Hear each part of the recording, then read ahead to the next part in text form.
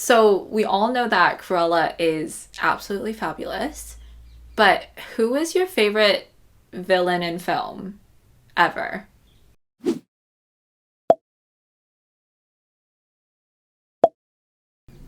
Okay, so without thinking about this too hard, I feel like I have to say Voldemort. Like he's just the most obvious pick to me, because I am a huge Harry Potter fan, but also there is so much room for him because it's a full series, right? It's 7 books, 8 movies. Like I feel like I know Voldemort pretty well as a character, whereas another, for example, Disney villain, like we only have one movie with them.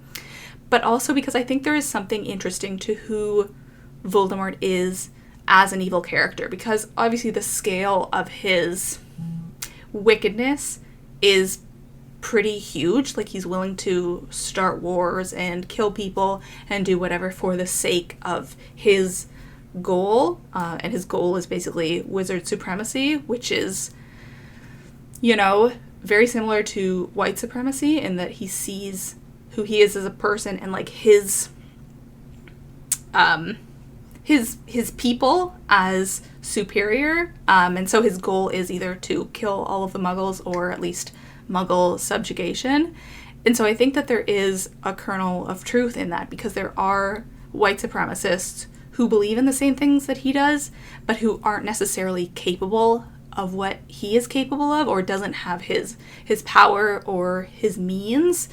So I think that the fact that his ideology is very real in the world and in some people is fascinating, if not the fact that he is able to achieve it, or at least attempt to achieve it until Harry Potter gets in the way, in a way that people who are actually really like him in real life don't quite have the same power, or aren't able to achieve that on that scale. Yeah, and then he's also evil in a world that doesn't exist. As in, Harry Potter is situated in real life, as in, yeah, but then the wizarding world is adjacent to that. It's not directly in. And so you have this villain who can be so evil because the world doesn't quite exist. There aren't the same kind of rules, and so you're really able to create this like entertaining, massively evil person. Yeah, it's a whole other scale. Yeah. Like the stakes are so much higher in the wizarding world because partially because they're just capable of more. Like they have magic. They can, blast down buildings if they want to, or kill people with one spell. Yeah. That's crazy. That definitely doesn't exist in the real world. Let's hope not. I mean, unless there are magic folk among us.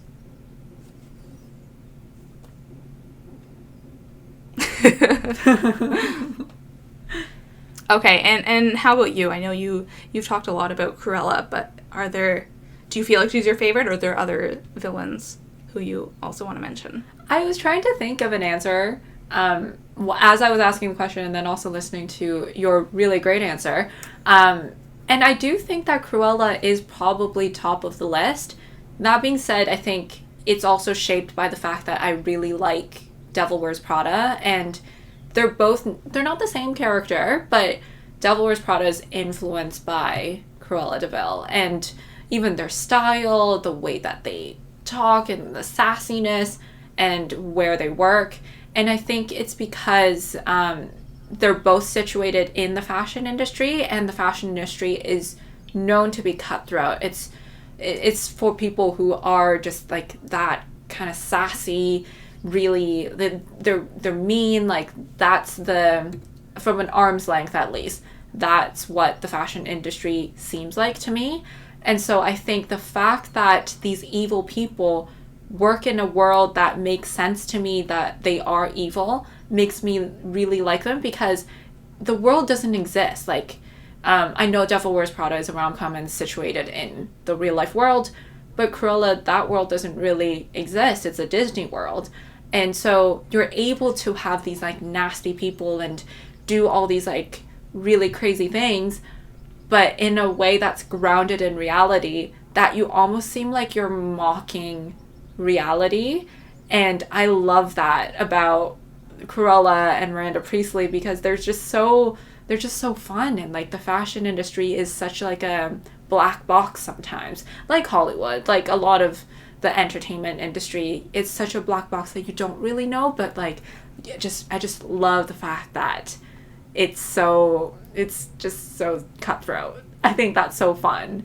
But also I think I could equally say something more fantastical, or like a superhero villain. I think the Joker in Christopher Nolan, the way that he's so sly and manipulative, and that's really entertaining to watch. But also I think it's just because there's some kind of unpredictable aspect to the Joker that is really chaotic, that it just doesn't exist. Like, they don't exist in real life. And that's entertaining, but their goals aren't perhaps as relatable. I think Miranda Priestley, Cruella, they just want to look fabulous, and they're just really mean people. Right, the whole goal of Cruella, at least in 101 Dalmatians, the original, she just wants a coat. Yeah. Like, it's literally about making a fabulous coat.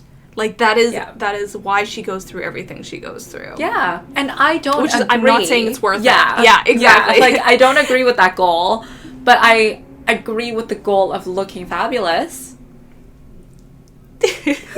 At what expense? Yeah, that's the question.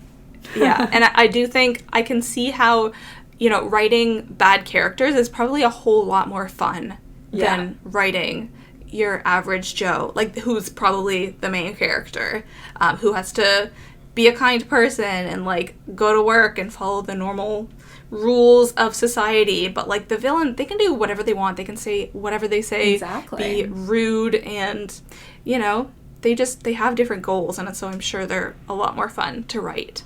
Yeah.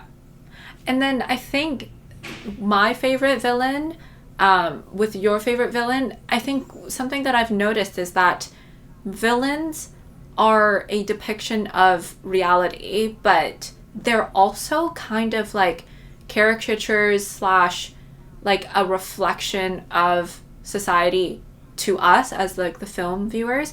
So what is the word? Like, they're like a New Yorker cartoon. Like, they're not real. And the fact that they're not real allows you to expand upon, like, a problem or, like, a massive character flaw that people have. And that power-hungry thirst sort of thing, that's something that exists in real world. But because these villains don't exist in real world, in the film or in the story, they can be so larger than life, and they can really be blown out of proportion. And that's what makes it fun, because there is always in those villains a grain of truth.